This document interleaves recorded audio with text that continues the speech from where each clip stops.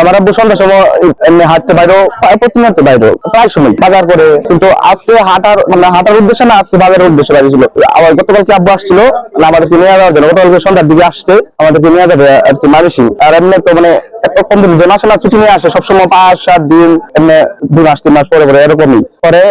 এই যে আমাদেরকে নিয়ে যাওয়ার জন্য আসছে, পরে আজকে আগামীকালকে আমরা মানসিং যাই। কিন্তু আব্বু যখন সন্ধ্যার সময় হাঁটতে পারিছে, আমি তখন বাসায় ছিলাম না, আব্বু হাঁটতে পারিছে ঘন্টাখানিক।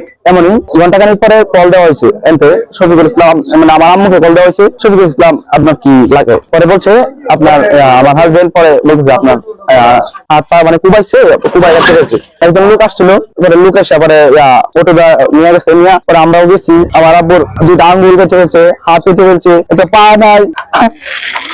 জামালপুর জেলার বেতারে কর্মরত এসে শফিকুল ইসলাম গত 8 তারিখে এই ছুটিতে দুর্গাপুর উপজেলা বাগিচাপাড়ায় তার নিজ বাসভবনে বেড়াতে আসে।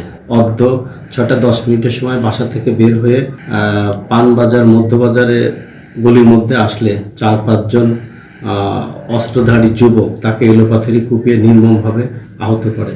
এলাকার লোকজন আমাদেরকে খবর দিলে আমরা দ্রুত তাকে উদ্ধার করে দুর্গাপুর উপজেলা স্বাস্থ্য কমপ্লেক্সে ভর্তি করি। সেখান থেকে তার উন্নত চিকিৎসার জন্য ময়মনসিংহ মেডিকেল কলেজে রেফার করে।